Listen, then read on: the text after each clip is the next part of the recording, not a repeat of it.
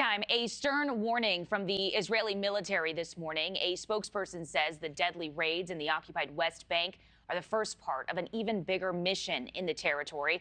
This, as the military says, it killed 5 militants today, including a well-known local commander. And it also comes just one day after another large-scale operation where Israel says it killed 10 militants. The operation slammed by the United Nations, which is calling for Israel to stop attacks in the West Bank immediately. NewsNation's Tom Dempsey has the latest from the White House for us this morning. Tom?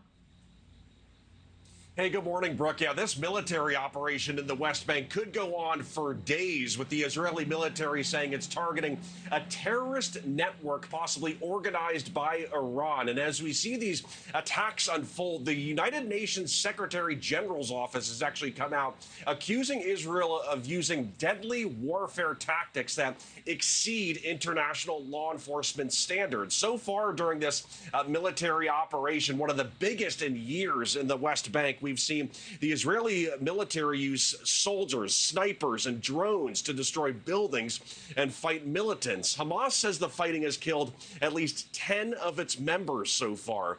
The Israeli military claiming the number of attacks against Israel from the West Bank has increased, and the cities being targeted in these raids have become strongholds for militants aligned with Iran. But aside from those comments from the UN Secretary General's office, the United Nations the Human Rights Office has warned that the situation in the West Bank could make a catastrophic situation in that area even worse. So again, a lot of people watching with these attacks happening, but also the crisis happening on a humanitarian level, Brooke. Absolutely. And Tom, you know, one of the big aspects, of course, of this ceasefire negotiations is a hostage deal. What do we know about the hostage situation at this hour? Yeah, that's a very central part of these negotiations that are happening literally at this hour in the Middle East, with a possible ceasefire plan, hopefully trying to come together with these mediators. But just this week, the Israeli military discovered the body of another hostage that was in Hamas custody, describing this as a man who was a former soldier in Hamas custody since October. But another big story this week, of course, was the rescue of another hostage rescued from inside a tunnel in Gaza during a military operation, finally returning home after 326 days in Hamas custody. 52-year-old Qaid Farhad al-Qadi received a warm welcome from his town.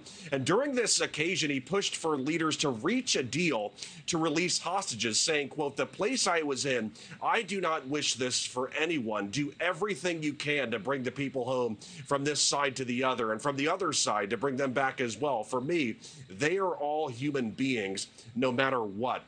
Israel believes about 107 people who were captured back in October during that Hamas invasion are still in Hamas custody at this time. And again, the release of those prisoners, a very big part of these ongoing ceasefire negotiations, Brooke. Absolutely. Okay, Tom Dempsey in D.C., thanks so much. Thanks for watching, everybody. Go to joinnn.com to find NewsNation on your television provider. Also, don't forget to click that red subscribe button below to get more of NewsNation's fact-driven, unbiased coverage.